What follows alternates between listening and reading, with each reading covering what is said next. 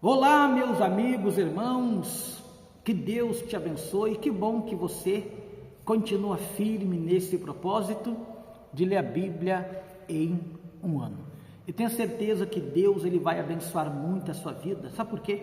Porque quando você lê a Bíblia, entenda bem, meu irmão, minha irmã, você está procurando saber mais de Deus, ou seja, de uma história que já está há anos, que é comprovado cientificamente que existiu o Senhor Jesus. Então vem comigo, lute contra a tua vontade, para nós ler, e não somente ler, como eu sempre digo, mas eu também te explicar o que quer dizer cada palavra que Deus tem me dado. Então nós paramos no livro de Mateus, capítulo 8, versículo 23. Estou com a minha Bíblia aberta então, no livro de Mateus. Se você tem a sua Bíblia, você pega aí, livro de Mateus, capítulo 8, versículo 23. Achou aí? Vamos junto comigo então, meus amados irmãos. Jesus acalma uma tempestade. Então, entrando ele no barco, seus discípulos o seguiram. E eis que sobreveio no mar uma grande tempestade, de sorte que o barco era varrido pelas ondas. Entretanto, Jesus dormia, mas os discípulos vieram acordá-lo, clamando: Senhor, salva-nos, perecemos. Perguntou-lhe então Jesus: Por que sois tímido, homem de pequena fé? E levantando-se, repreendeu o vento e o mar, e fez grande bonança. E maravilhavam-se os homens, dizendo: Quem é este que até o vento e o mar lhe obedece? Então nós vimos aqui, meus irmãos, que mesmo Jesus entrando na nossa vida, a tempestade, o problema, ela vai vir. Muita gente não entende isso. Muita gente acha que depois que ela vem para a igreja, que ela começa a ler a Bíblia, que ela começa a buscar Deus, que as lutas não vai vir. Pelo contrário, a tempestade ela vem sobre a nossa vida para impedir você de chegar do outro lado. Ou seja, para impedir você de ter um casamento abençoado, para impedir você de ter saúde, para impedir você de prosperar. Mas você tem que entender uma coisa: se Jesus está no teu barco, então você não tem que ter medo. Você vê que Jesus ele dormia diante daquela tempestade.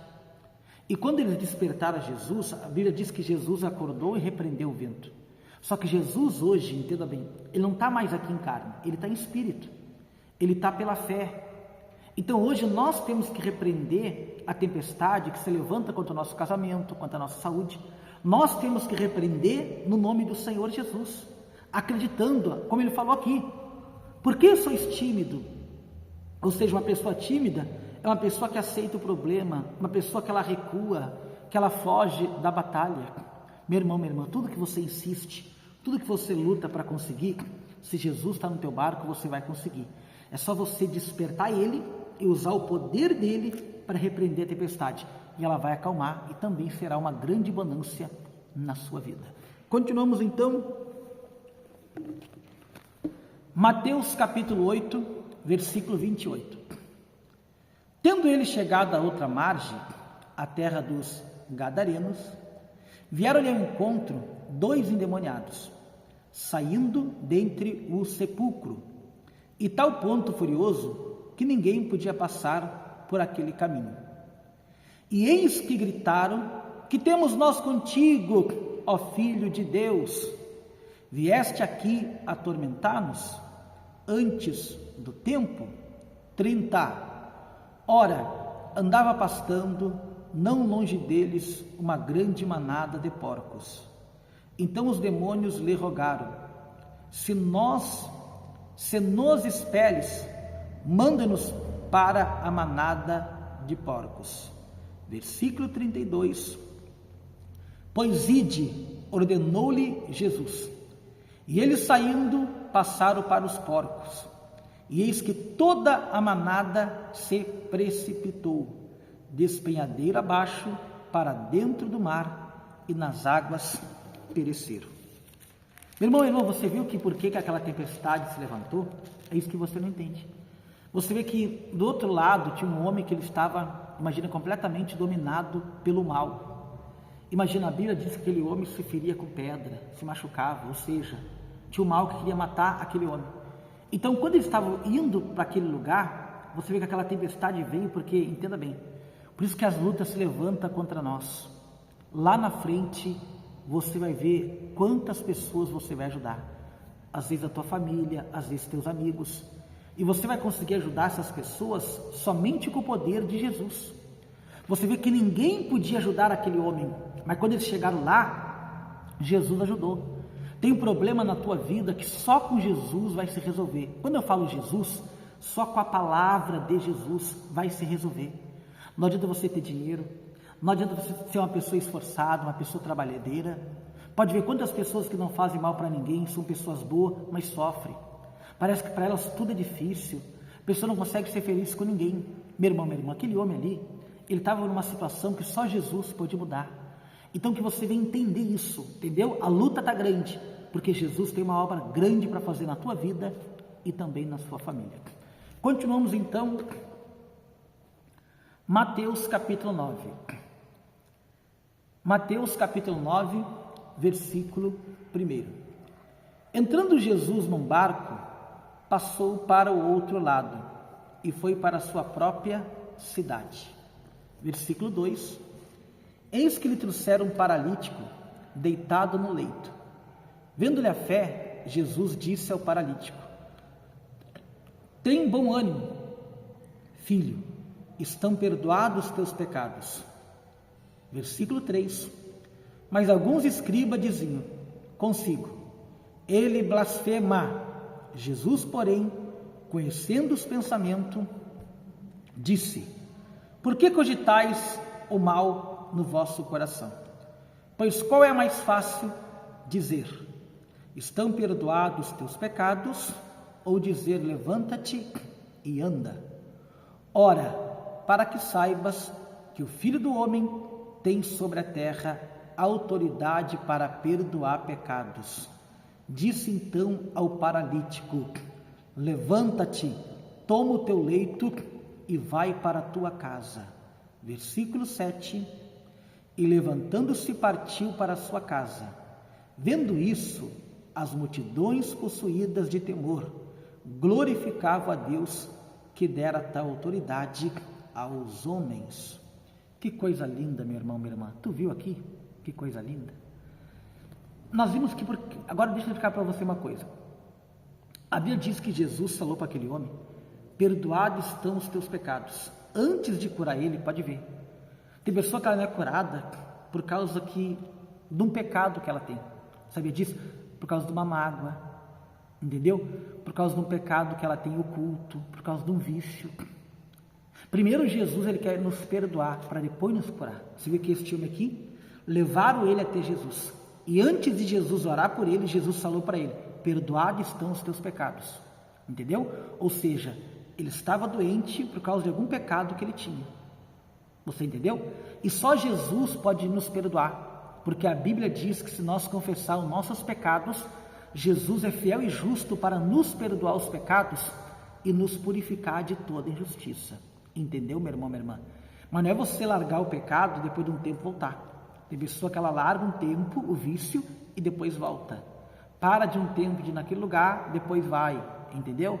Tem pessoa que ela para de fazer aquilo um tempo e depois volta de novo. Dá alguma coisa errada, a pessoa volta. Até quando você vai ficar assim? Você vai ficar doente. Entendeu? Vai ficar angustiada, depressão, ansiedade, insônia, por causa de um pecado. Vários problemas de saúde podem estar na sua vida. Continuando então, Mateus capítulo 9, versículo 9. Mateus capítulo 9, versículo 9. Partindo Jesus dali, viu um homem chamado Mateus, sentado na coletoria. Disse-lhe: segue-me. Ele se levantou e o seguiu. E sucedeu que, estando ele em casa, à mesa, muitos publicanos e pecadores vieram e tomaram lugar com Jesus e seus discípulos. Versículo 11, meus irmãos.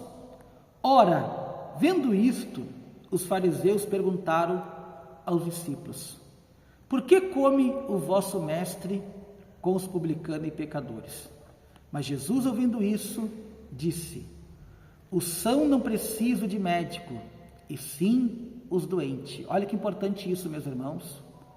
Ide, porém, e aprendei o que significa misericórdia quero, e não holocauste. Pois não vim chamar justo, e sim pecadores ao arrependimento. Você viu que Jesus, ele não é uma religião? É isso que muitas pessoas não entendem. Você vê que as pessoas aqui estavam julgando, porque Jesus, ele comia com as pessoas que eram pecadoras. Entendeu? E quantas pessoas que depois que se converteram, não visitam mais ninguém, elas se converteram por fora. Meu irmão, minha irmã, Jesus, ele quer salvar as pessoas que são pecadoras. Jesus não quer os perfeitos. Jesus não quer as pessoas santas, pelo contrário. Jesus, ele quer o ex-drogado, a ex-prostituta, entendeu? Jesus quer aquela pessoa que se perdeu, para ele transformar a vida dessas pessoas. Mas para isso, elas têm que querer, entendeu?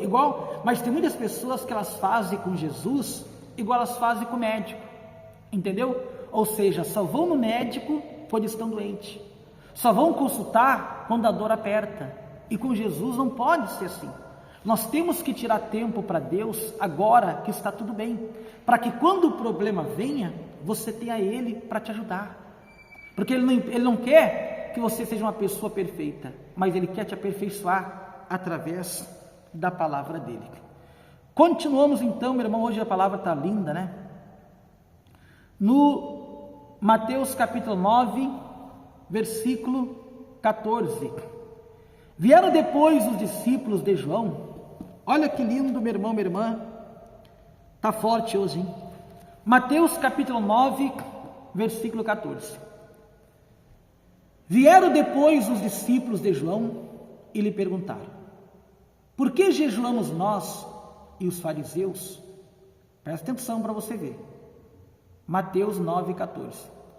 Vieram depois os discípulos de João e lhe perguntaram: por que jejuamos nós e os fariseus muitas vezes, e teus discípulos não jejuam? Respondeu-lhe Jesus: pode acaso estar triste os convidados para o casamento, enquanto o noivo está com eles? Dias virão, contudo, em que lhes será tirado o noivo, e nesses dias hão de jejuar. Ninguém põe remendo de pano novo em veste velha, porque o remendo tira parte das vestes e fica maior a rotura. Nem se põe um vinho novo em odres velho. Do contrário, rompe-se o odres, derrama-se o vinho e os odres se perdem. Mas põe-se vinho novo em odres novo e ambos se conservam. Ou seja, você vê que as pessoas, elas gostam de condenar, elas gostam de julgar, elas gostam de cuidar a nossa vida. E aqui Jesus, ele é tremendo, não é verdade? Você vê que os fariseus ali chegaram e perguntaram: por que nós jejuamos e os teus discípulos não? Entendeu? Como as pessoas elas gostam de julgar, de condenar. E Jesus respondeu uma coisa: enquanto Jesus estava com eles não precisavam de jejuar, porque eles estavam junto com o mestre em carne. Mas Jesus fala uma coisa aqui, meus irmãos, muito forte. Ele disse assim: um dia eu não vou estar mais, e nesse dia jejuarão. Você vê a importância de jejuar? Meu irmão, minha irmã, se você não ora e não jejua, entenda bem, se você não faz isso continuamente, você não vai conseguir permanecer. Por que você conhece uma pessoa que ela é desviada? Porque ela começou com jejum, começou em oração, e com o tempo ela foi desanimando. Hoje ela não jejua mais, não ora mais. A pessoa hoje ela é de igreja e não de Deus. Jesus falou: vai ter um dia que eu não vou estar mais aqui, e nesse dia vocês têm que jejuar. Ou seja, ele deu uma ordem. Por isso que nós jejuamos, entendeu? Oramos, é uma necessidade, porque isso te aproxima de Deus, te aproxima de Jesus. Jejum não é para você receber bênção, jejum é para te aproximar de Deus, entendeu? É para você permanecer firme na presença de Deus. Então aqui agora, Mateus capítulo 9, versículo 18. Mateus capítulo 9, versículo 18. Enquanto estas coisas lhe dizia, eis que um chefe, aproximando-se, o adorou e disse: minha filha faleceu agora mesmo, mas vem, impõe a mão sobre ela e viverá. A cura de uma mulher enferma. E Jesus, levantando-se, o seguia também os seus discípulos. E eis que uma mulher que durante 12 anos vinha padecendo de uma hemorragia, veio por trás dele e lhe tocou na orla das vestes, porque dizia consigo mesmo: se eu apenas lhe tocar as vestes, ficarei curada. Jesus, voltando-se e vendo-a, disse: tem bom ânimo, filha, a tua fé te salvou. E desde aquele instante, a mulher ficou sã. Mateus 9, 23. Tendo Jesus chegado à casa do chefe, vendo os tocadores de flauta e o povo em alvoroço, disse: retirai vós, porque não está morta a menina, mas dorme. E riam-se dele. 25. Mas afastando o povo, entrou Jesus, tomou a menina pela mão, e ela se levantou. E a fama deste conhecimento correu por toda aquela terra. Meu irmão, minha irmã, eu quero agora finalizar aqui. Isso aqui é uma coisa muito importante. Eu quero que você entenda uma coisa. Quando aquele homem foi pedir para Jesus ir na casa dele, que a filha dele estava morta, entenda bem. Quando Jesus chegou na casa, Jesus teve que tirar todo mundo dali. Por quê? Porque todo mundo que estava ali, entenda bem, estava chorando e olhando para aquela menina como todo mundo hoje, quando a pessoa está morta, todo mundo chorando, como vidro. E olha para você ver por que é importante você vir para lugar onde as pessoas acreditam no poder de Deus. Jesus chegou lá, primeiro ele teve que tirar todo mundo dali, para depois ele conseguir operar o milagre naquela menina. Entendeu? Porque muitas vezes se está em ambiente onde as pessoas não acreditam, onde pessoas te botam para baixo, onde pessoas não acreditam no milagre, elas te colocam pilha, entendeu? Por isso que é importante você vir na igreja, ouvir a palavra, porque aqui nós passamos a fé para você. Na igreja nós pregamos a palavra de Deus, dizendo para você que a doença tem jeito, dizendo para você que o problema financeiro tem jeito, dizendo para você que para Deus nada é impossível. Então tem pessoa que ela não entende isso, mas tem pessoa que ela convive com pessoas que está só desanimada. Ah, não adianta nada, não é assim, esse não muda, não adianta, isso, aquilo, outro. Jesus tirou todo mundo e foi lá e pegou ela pela mão. É importante você entender isso, meu irmão, minha irmã. Se misture com pessoas que acreditam em Deus, pessoas que têm a mesma fé que você. Eu tenho certeza que você vai se firmar na palavra e você será muito abençoado em nome de Jesus. Que Deus abençoe você que ficou até aqui. Amanhã continuaremos firme nesse propósito. Que Deus te abençoe até mais, em nome de Jesus.